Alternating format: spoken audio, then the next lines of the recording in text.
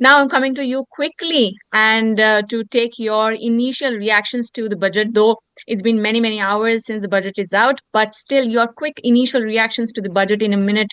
Deepak, to you. No, budget has been nice. I think the biggest thing I would like to mention is the increase in STT. That is one thing I'm most happy about. Last year it was, taking on this, things like Dream 11 and all. I think speculation should be stopped, which is really draining the youth in India. So I'm really happy about that one decision. But overall, it is a nice balanced budget. There are many things. The rest is all on execution. Wonderfully summed up, Mayank. Your quick reaction and one thing that you love the most. Last 2, 3 years, the government has motivated a lot of people to become founders, start on their own. They have rolled out a lot of schemes for people to start new ventures. But this year, I think the focus was on bringing efficiency to those ventures who are growing. And therefore, host of initiatives that we will discuss in this discussion were rolled out by the finance minister that will help startups in growing faster in a more efficient manner, breaking the bureaucracy and diplomacy that they might be chasing or facing in the country. So, very welcoming and innovative measures being declared by the finance minister in this budget. When we look at startups as a sector or a headline, that was a clear miss in the budget. There was the quietest space when FM was announcing the budget.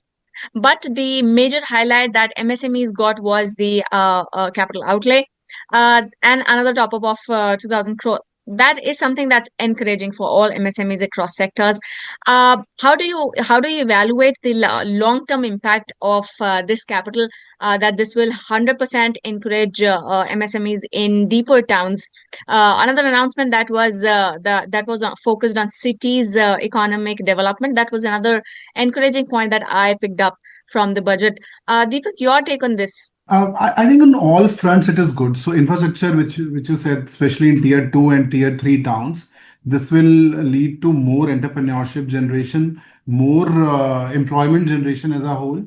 But even otherwise, there are a lot of steps taken, in terms of capital. Like, we are speaking about this SME growth fund, which was earlier, in earlier avatar, it was with SIDBI.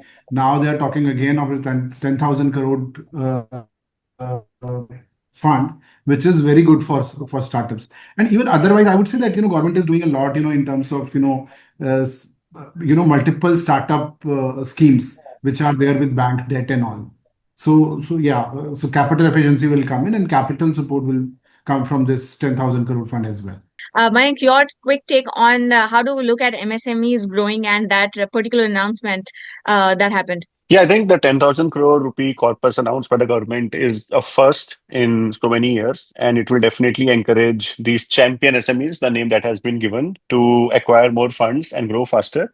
I think two more things which stood out for me were, very unique. One is that a lot of buying from MSMEs will now be routed through the Trades platform. It has been made mandatory, which means that any collection that MSMEs have to do from their vendors will come on time now. This will reduce their working capital requirements significantly, and MSMEs will be, able to supply larger orders because they will now have guarantee of the cash inflow. And other thing which I really liked is that the lower TDS certificate will now be given automatically. So a lot of money, of people, of companies gets blocked in TDS because when a vendor is paying to you, they deduct 10% and they pay you 90%. Now, if you're operating in a business, especially in manufacturing, if your margin is less than 10%, then you are actually burning cash on every sale. So the more you sell, the more money you need to block.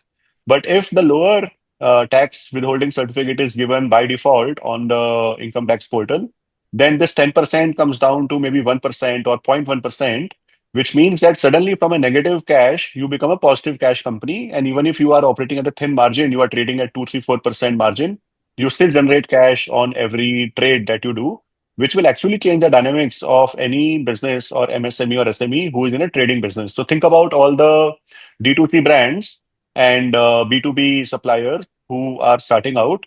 For them, these two things will be a boon, much bigger than any equity funding or debt funding can create for them. 100% will come up and action as a catalyst for many platforms. Now, uh, from your founders lens, both of you gentlemen, we think that founders were looking at many more demands answered, but that was the gap that we see in the budget this time.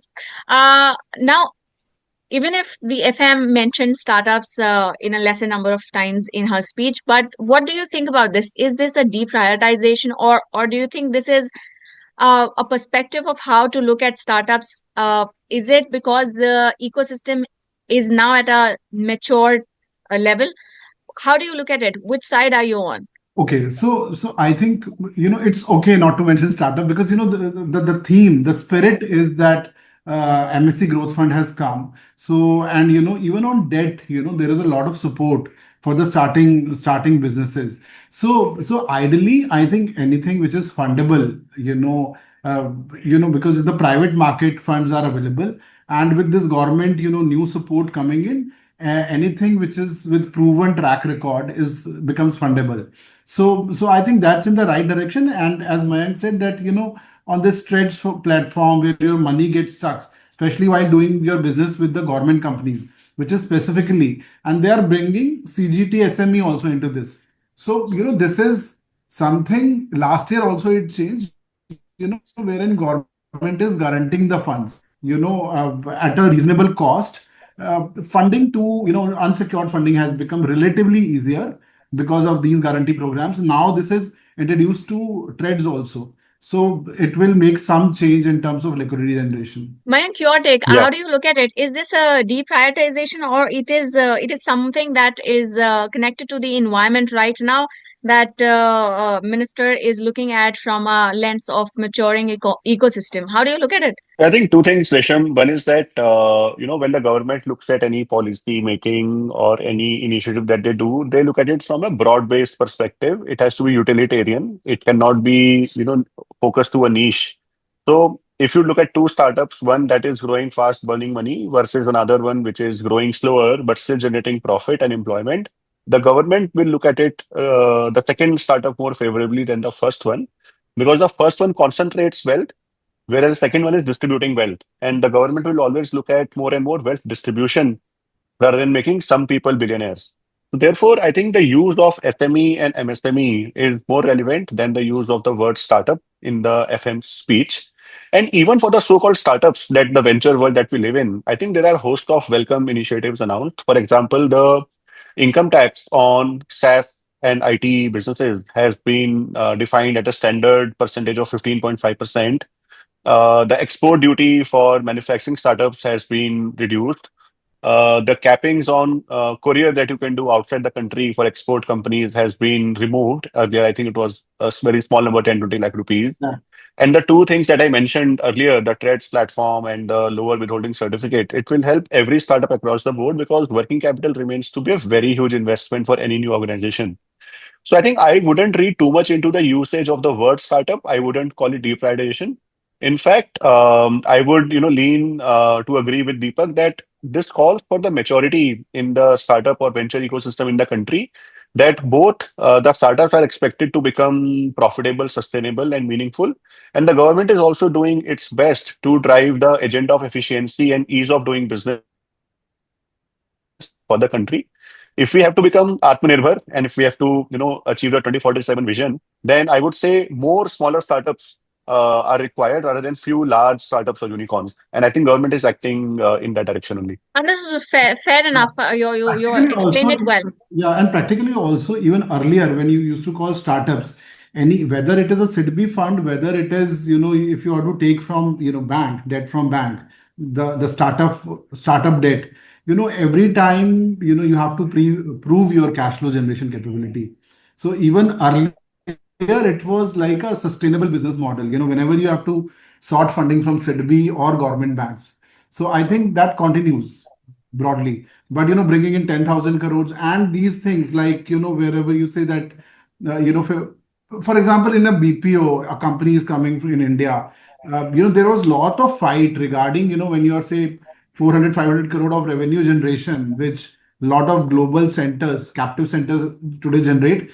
The fight goes on for 25 24% net margins, which is now bought at 15.5. This also gives a huge fillip to employment to some extent, because now with AI, there is more realization that the tax needs to be reduced, at least on this side. I somewhat agree with both of you because this clearly is the movement towards the foundation building rather than giving you a headline grabbing announcements or capital outlay for startups. One thing that I was expecting in the budget was something, some announcement to give a movement for domestic capital for startups. That was according to me was a miss somehow. But in the coming times, I think this will have some moment, or maybe we can expect an announcement later. I cannot assure you on that, but that was a miss. I think. With this, I want to come to both of you to discuss some of the gaps, some of the missed opportunities that we assessed after the budget. Yeah, Resham, I think if I talk about my expectations and what got missed in this budget, or probably the expectations on the government, I think the entire ESOP taxation has been a talk of the town for quite a number of years. And just like the government has brought in the new regime of income tax, and every year they have made the new regime more attractive. Similarly, if they can bring reforms in the employee stock option policy over the next 2 to 3 years, it will actually encourage more and more people to trade their fixed salary for stocks and make the most of the growth of the company that they're about to, that they contribute towards. Today, it's unfortunate that whenever an employee is exercising their ESOP, they have to pay tax without having liquidity. So even though your money is still on paper and you are still betting on a good outcome of your startup becoming successful, you have to pay the tax upfront whenever you are exercising your options. And because of this constraint, a lot of employees who leave a company after 2, 3, 4 years, they don't even exercise their options, even though they may have earned them. And they don't exercise because they have to pay a very heavy tax. So this becomes a self-destructive instrument, because if I don't have money, I can't pay tax. Therefore, I don't buy ESOPs, and therefore I can't sell them. Therefore, I can't earn the upside, and therefore I'm not interested with ESOPs. If this can be simplified and the tax on ESOP becomes payable only when you earn money, then I think it will unlock a lot of hidden potential of ESOP and make startup employment as lucrative as any other sector and attract high quality talent to startups.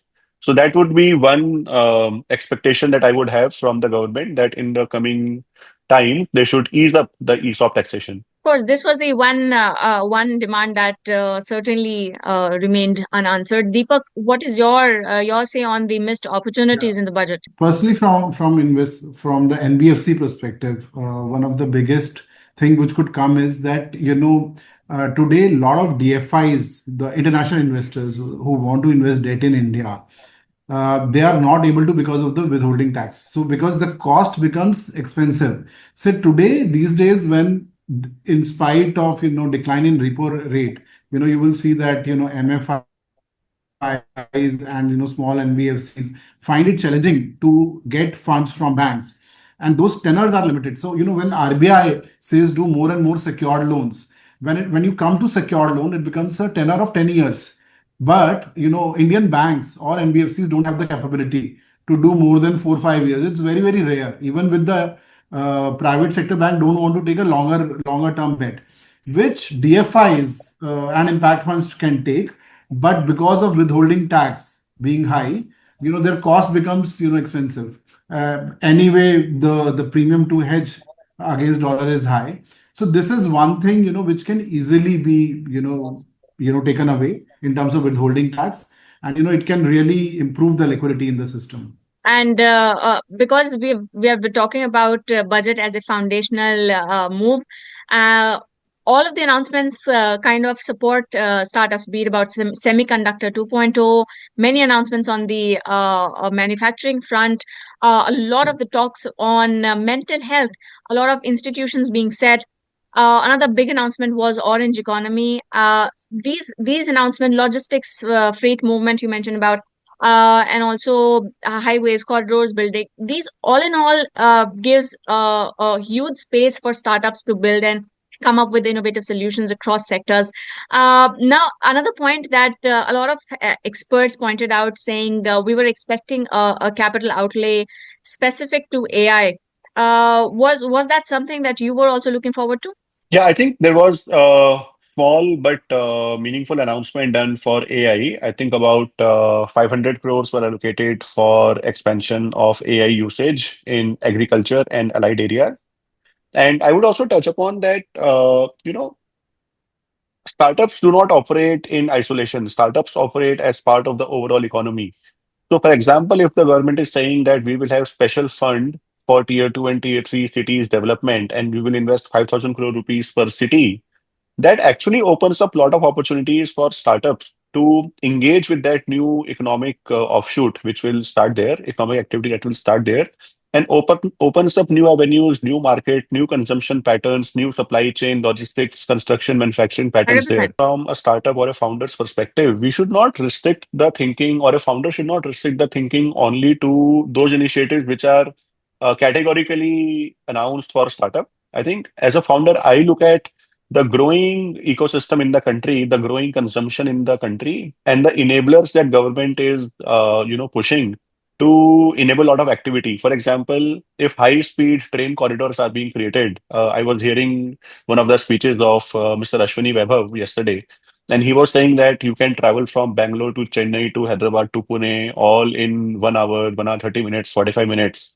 I think this also will positively impact any startup operating in those regions and also in those sectors, because if the connectivity is improved, then your ability to do business, your ability to do logistics, your ability to attract talent, all of those abilities increase. So while there are primary initiatives targeted towards startups, which one can look at, but the secondary order benefits of the overall budget and economic growth should also be taken into account and should not be, I would say, ignored. Thank you for this explanation, and this really helped to sum up really well. But before we actually close, Deepak, your concluding remarks. So I would agree with what Mayank said. See, from government, the expectation is you get better water, you get better air, you get, better infrastructure on all terms. So, something like AI can be taken care of by the entrepreneurs as long as you have the ground, better hospitalization, health, education. If government can take care of all the basic things, I think, startups or, corporations can handle AI and all the tech areas. So that's the basic. As long as government handles the basic things, we will get it right. I mean, on this note, we are now at the close of the session. I must thank you for making time for this and this insightful discussions. Thank you so much, Deepak and Mayank, for joining in.